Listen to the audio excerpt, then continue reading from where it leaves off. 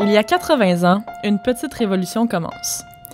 Les travailleurs québécois font leur première lutte pour la santé et la sécurité au travail.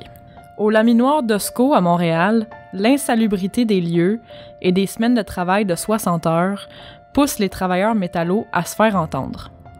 Ils déclenchent une grève qui dure 7 semaines et aboutit à l'amélioration de leurs conditions de travail. Devant les mauvaises conditions à la Stelco Notre-Dame, les travailleurs choisissent, en 1951, de se doter d'un syndicat combatif et déterminé pour améliorer leur sort. Un syndicat métallo. Très vite, les métallos s'illustrent. Ils établissent une série de précédents. Un cours sur la prévention de la silicose, des soirées d'information, un manuel sur les accidents du travail, ainsi qu'un tout premier mémoire sur l'importance de la prévention. Ce mouvement naissant rencontre l'adversité de la grande noirceur des années Duplessis. En 1952, 4000 travailleurs des mines défient la loi du cadenas qui limite les activités syndicales. Ils choisissent de se syndiquer. C'est le berceau d'une véritable révolution syndicale. Murdochville incarne l'essence même de la lutte pour le droit d'association et pour la santé-sécurité au travail. Malgré le congédiement de plusieurs grévistes en 1957, dont celui de leur président, la répression de la police à Duplessis, les scabs, les goons, les matraques, une pluie de roches et l'incendie de leur local, les métallos persistent et finissent par avoir gain de cause en 1966. Portés par cette flamme, les travailleurs des mines syndiquées se mobilisent tout au long des années 60. Suite à une brève mais intense grève, les travailleurs des mines d'East Malartic et de Barnat font naître les premiers comités conjoints en santé et sécurité du travail, une victoire syndicale historique. En 1960, Montréal est le théâtre de 5 journées dédiées à la sécurité au travail. Les métallos continuent à éduquer et à informer. En seulement 5 ans, les métallos deviennent la voix dominante en matière de santé et de sécurité au Québec.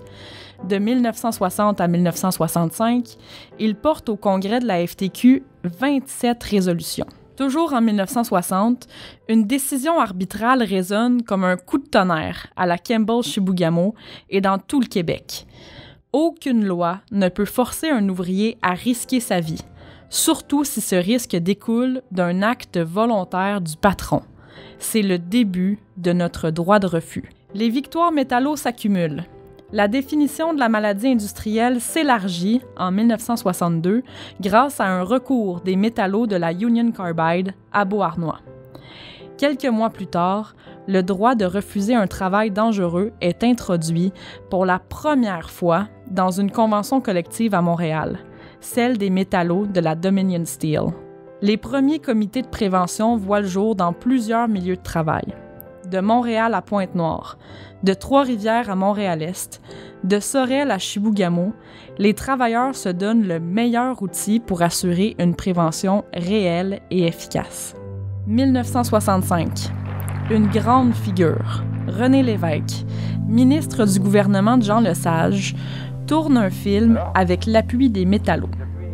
Il met en lumière la puissance d'action d'un vrai syndicalisme. Il fait comprendre aux militants toute l'importance du travail qu'ils font de façon concrète et imagée.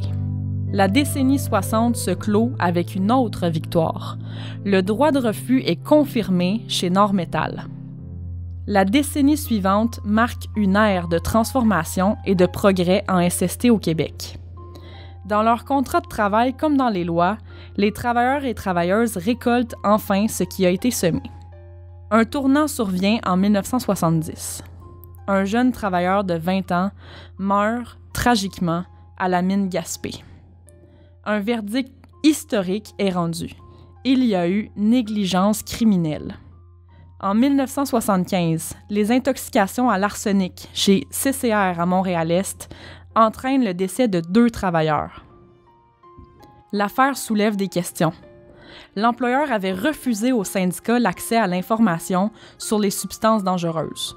Un coroner accuse l'entreprise de négligence criminelle et fait une recommandation cruciale. Les travailleurs doivent être mis au courant des contaminants présents dans leur milieu de travail. La même année, la Sûreté du Québec enquête sur 2 décès survenus à la CE Zinc de Valleyfield. 2 autres personnes sont brûlées par de l'acide sulfurique. Un coroner conclut, là encore, à une négligence criminelle par omission de la part de l'employeur. 1975. Beauharnois. Les travailleurs de la section locale 5987 chez Union Carbide entament une grève mémorable. Elle dure 6 longs mois.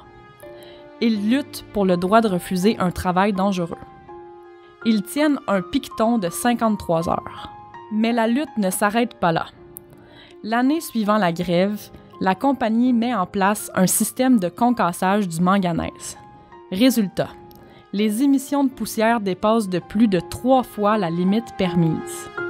11 travailleurs courageux invoquent leur droit de refus, négocié 1 an avant. Ils demandent des conditions plus sûres, affirmant haut et fort que leur santé n'a pas de prix. 1973. Le métallo Émile Boudreau, pionnier de la santé et sécurité au Québec, émet l'idée d'un colloque sur le sujet. En 1975, cela devient réalité par le biais de la FTQ. Malheureusement, les décès se multiplient.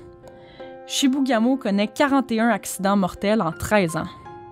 Ces tragédies poussent à la réflexion. 1976. La commission d'enquête Baudry éclaire sur les conditions de travail dans les mines d'amiante de Thetford Mines. Elle pose les fondations de la future loi sur la santé et la sécurité du travail. En 1976, la santé-sécurité est le thème principal de l'Assemblée annuelle des métallos, qui accueille un invité de marque, le tout nouveau premier ministre du Québec, René Lévesque. Grève, revendications et lutte pour le droit à l'information et à la sécurité se succèdent tout au long de la décennie 70. Que ce soit chez MLW Bombardier, Atlas Asbestos, Iron Ore ou à la Québec-Cartier, les travailleurs revendiquent sans cesse. Ils réclament des enquêtes, des améliorations au droit de refus, des tests environnementaux, l'abolition du régime des médecins de compagnie.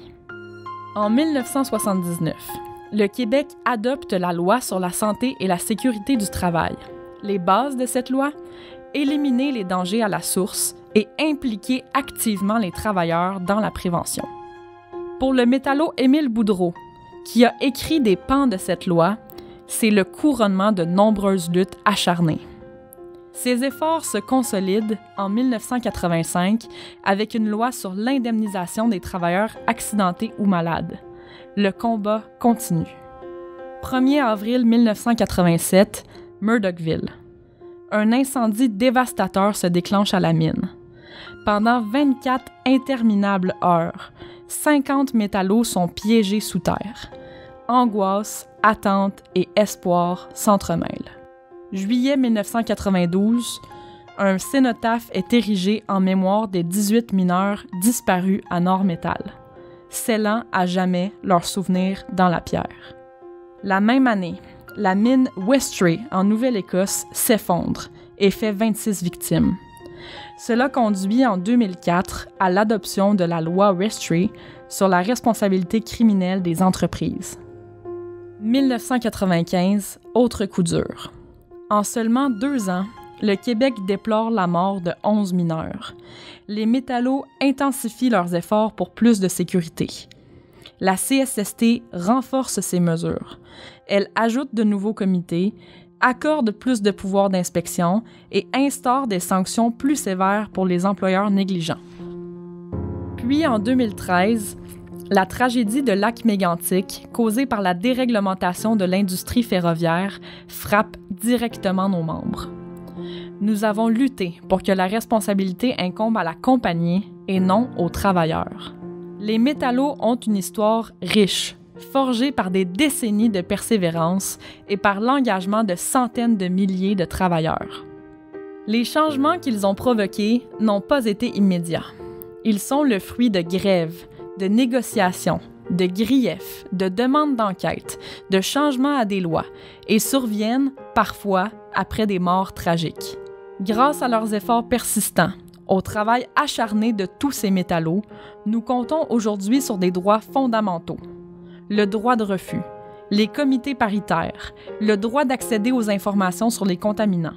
Aujourd'hui, le cadre juridique est plus robuste qu'il y a 80 ans. Depuis 2004, grâce à la loi Westray, les autorités peuvent porter des accusations de négligence criminelle contre des compagnies ou des cadres. 2021, une explosion survient chez Bois-Ouvrier-Beauceville. 3 métallos nous quittent tragiquement. Des accusations criminelles sont portées en 2023. Rien ne remplacera ces vies, mais la justice progresse. 60 ans après le premier droit de refus, les métallos de Siemens à Trois-Rivières et ceux de la mine Westwood en Abitibi le poussent plus loin, avec un droit de refus collectif pouvant être exercé directement par le représentant à la prévention. L'héritage des métallos perdure. Les métallos sont toujours en action. Leur bataille contre le projet de loi 59 avait pour but de protéger des acquis durement gagnés par les générations précédentes. Fort de ces 80 ans de victoire et de solidarité, notre vigilance restera bien vive. Là où les boss voudront faire de la prévention de paperasse, nous ferons exister une vraie prévention. Là où ils voudront minimiser l'action des comités de santé-sécurité, nous en ferons des tranchées. Partout où notre santé-sécurité sera en cause, nous exigerons et nous obtiendrons la transparence. Nous sommes les métallos. Nous sommes toujours au front, résilients, infatigables, indomptables. Toujours prêts à défendre nos droits. Chaque étape franchie, chaque victoire remportée illustre notre détermination. Nous sommes les métallos.